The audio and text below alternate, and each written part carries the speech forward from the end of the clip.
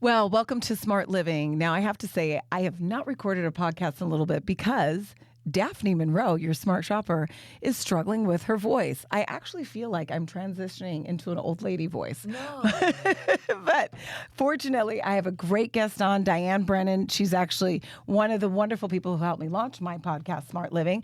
And she has her own podcast now called The Devil Wears SPF. The Devil Wears SPF, yes. And so it is a podcast with your co-host, which you told me not to forget her name, but I did. Oh, Carolyn Haas. Carolyn Haas, yes. So you guys have this great podcast. It's all about beauty, right? It's all about beauty, and our goal is to teach women about skincare and actually travel all over and explore what beauty means to different cultures. And we're going to try beauty treatments all over the world. So we kind of feel that our age group is a little bit ignored. You know, we're kind of put out to pasture a little bit, forgotten about by marketers and all of that kind of stuff. Right. And what age group is that? I'm going to move this mic. That is 29.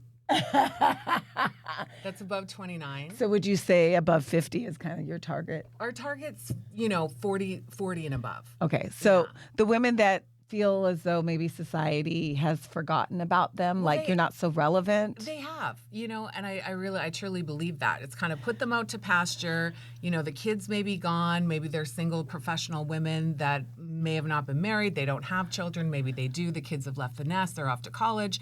Then it's like, now what?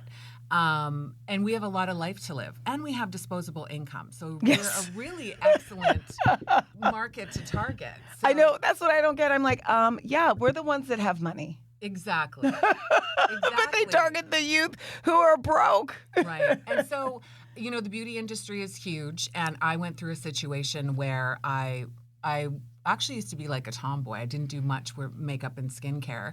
And I had a situation where my face got burned with a laser. So I had to learn really quickly all about skincare and learned all about that and kind of buyer beware. So I kind of want to help women research their options when they go to do something kind of, to their face and kind of educate them about, not all doctors are the best and help them research their options and also kind of deal with the shame in society about women who do choose to do treatments and facials and all of that. When you're saying treatments, like you're talking plastic surgery or just general treatment? Everything. Laser. Okay. This was a situation where I got burned with the laser. I went in for some Botox. Don't judge. I went in for some Botox and got talked into doing a CO2 laser, which is actually for, skin that's sun damaged and acne pitted and all of that kind of stuff. And it was too harsh of a treatment for my face. Because your skin was pretty good. It was it was excellent. Okay. It was excellent. And so I got the burn, and then I just kind of learned about makeup and skincare and all of that stuff. And I just became really fascinated with everything and kind of want to share it. Okay. And I think a lot of women are too, if they, people are saying age naturally. Well, maybe this is naturally taking care of your skin. Just like if your body was aged naturally, you still want to do good things to maintain your body. Right. So your skin is our largest organ. So, I kind of want to get rid of a bit of that shame for people who do want to take care of their skin, like they take care of their bodies. Right. Do you know what I mean? Because sometimes women can be judged a little bit for wanting to fight that age clock. Well, yeah, and that's interesting that you bring that up, which I'm going to get a little bit off topic here, and this is maybe more Daphne's opinion. Sure. And I know you can handle this when I go off cuffs with things, but it just dawned on me. So, like, one of the things, like, with aging, I remember when I was younger. Now, obviously, I have brown skin, and we know that brown skin tends to age a little bit better because there's less things that show up on your skin. Sure, and that wonderful melanin. Yes. So I've always known the privilege of having that skin color in terms of aging. That privilege, that's where that privilege plays out. So I've always been like, I don't understand why people do plastic surgery. But I also was like 20, 30, 40s. But once I got into my 50s, I'm like, wow. Oh, black does crack. Stuff is changing and moving. It does. But so I've always been mindful about, like, and it's a personal thing. Mm-hmm. I don't want to judge. But one of the things that seems to be a little bit disturbing to me that I find that I live in Arizona, it's predominantly white. And and a lot of my friends are white. So what's happening is that a lot of my friends are showing up with what I call duck face. The duck face, like where it's just like too much. Everything's too stretched. It's too extreme. Like there's more than just skincare. There's plastic surgery. There's a lot of altercations going on, and it's changing their like you can't even recognize them. Well, and that's what. And I try not to judge that, but to me, that's like but you don't even look like yourself. And then not only that, but it's like, I'm 53. I have no problem saying my age. I have 53 years of life experience. Of course, I'm going to look like a 53-year-old woman.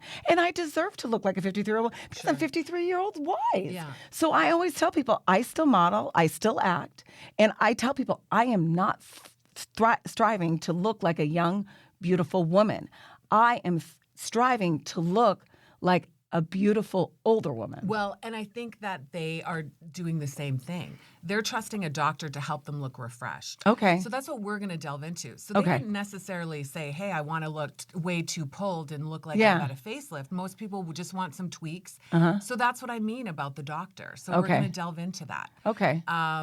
And your podcast does that. You guys break that all down. We do. We do. And we start with skincare because a lot of times women aren't even just taking care of their skin. Yep, Some the people basics. aren't even watching their makeup off. So we're going to delve into all of that. Okay. We're going to delve into the psychology of, how people get addicted to this plastic surgery. Right. That's the part where I'm like, whoa, what's up with that? Right. So we want to delve into all of that. But we also want to look at, beauty around the world and what women think is beautiful and society there think is beautiful and the different treatments that they'll do with their local resources and kind of, I think it's going to be fascinating. Well, I've seen a couple clips of your podcast, and I really like what you guys are doing. And I love that you guys have a lot of beauty care people that come on and they offer products to your guests. You offer some deals once in a while too, like some giveaways and stuff like that. I think you did a little one, which I don't want to hint, but I remember we recorded a little something where you're doing a giveaway or something of some sort. Right. And that product, just for example, is a natural way to have kind of a facelift. This product, fascinating doctor, is on the podcast, and she has a patented device that you do facial exercises, kind of like facial yoga, where you naturally build up the muscle in your face. So it's nothing surgical. Right. So we look at everything. Right. And that's more the angle for me personally, not that anybody cares what Daphne's doing, but that's more the angle that I think I'm taking my beauty at, meaning that I'm willing to put in the effort, do the work, do the exercise, make the product to be the best version of what age I'm at, right? Absolutely. And we delve into natural products too. Okay. You know what I mean? So that is a natural product, just learning how to do facial exercises to keep your face so taut those type of things. Exactly. And that's what we do on the podcast. The doctor shows us everything That's so to do. great. It's called the beauty balloon, and it's a two different devices, and you just do these exercises in your mouth and you look crazy, but it's really, really effective. And she's got all the research to show that. Okay. But also products too. If you're into clean products, we give you great websites, and I'll give you an example here. It's the EIG, where you can take these apps, go to the store, just shoot the product or put it in your camera, and it will tell you if it's clean or not. So you can walk and shop and find out what's good or not. Oh, really? And what's that app called? It's free? It's EIG, and then I'm just going to grab my phone for the other one. It's called Yuka. Okay. Y-U-K-A. EIG. It's an app that you can use when you go to the store and you shop for beauty products. It'll tell you whether the ingredients in it are clean or not. And here's another one I like is Yuka. Y-U-K-A. Isn't Yuka for food, for finding vegan food? Or am I mixing that up? No, it's for products. Is it really? Oh my God, I'm totally sorry. I don't mean to throw things off. That's okay. Well, maybe they do have a food thing, but there is definitely free apps out there. So we learn these little tricks. So tips and EIG and then EIG, the Yuka. environmental. Yes. Let me make sure I Google it. And there's the third one too that I have here, which. So these are all things that you can shop with, check out what the products are. Now, one of the things I was going to ask you, do you talk about making your own beauty products? Oh, absolutely. That's a huge part of it. Well, give me an example of some things that you think are absolutely great to make and that you think are you can save a lot of money if you make this at home. Well, you're the one that taught me these things. And I have to tell you a funny story. Because is it the rosemary oil? And yes. Is it castor oil and rosemary oil? Yes. So I forgot the castor oil, and I just was This is for your hair, right? This is for hair growth. Yes, and I told Diane about this. Right. So I started doing it. Here's the hilarious story. So I cut the castor oil, and I just thought, well, I'll just put the rosemary oil. So I have my little vial, and I would put it. So I got so many compliments from men that loved the smell. This is hysterical. One gentleman was trying to explain, to my coworker who I was. He's like, the clean smelling one. The clean smelling one. And then this other gentleman was like, you smell wonderful. This is amazing. So I had a friend, Caesar, who was going on a date. And I said, Caesar, wear the rosemary oil in your hair. In your hair, if you're going on this date. So the next morning I'm like, well, how did it go? He goes, oh, he loved the smell. He goes, but I think my skin is a little oilier than yours because he said that I smelled like rosemary chicken.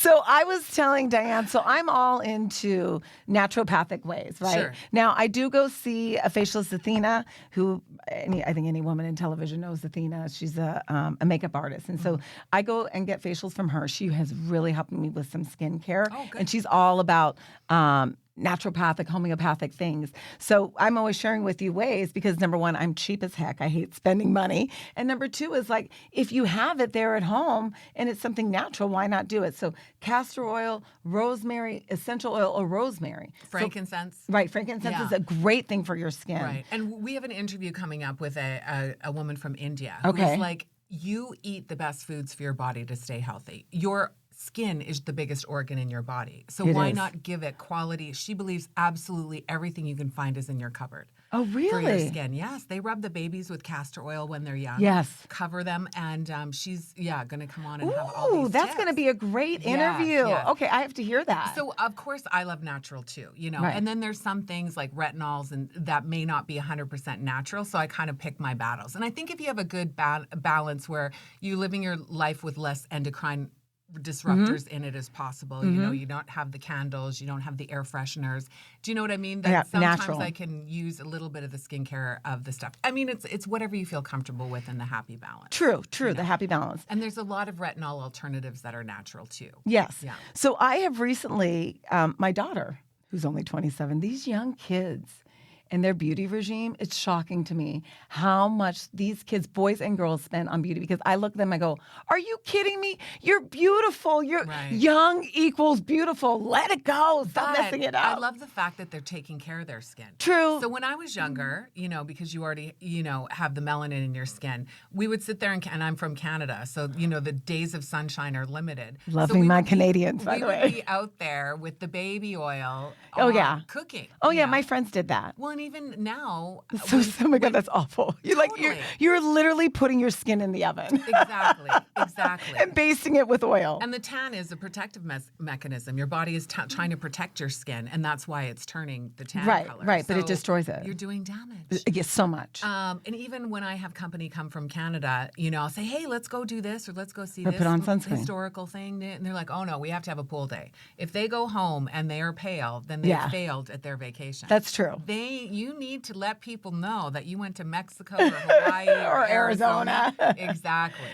And they're worried about keeping their tan. So bad for your skin. They make fun of me because when I hike, I'm completely covered. I have this big handmade tail hat. Yep, I do that too. I want to recreate because they don't make it anymore. Yeah. But yeah, so I love the fact that this generation and even millennials, they are aware of protecting their skin. That's true. Amazing. I know. I get it. But I was just like, I just think that youth is just naturally beautiful. Like literally, Diane, I worked on television. I've been on television since I was in my early 30s.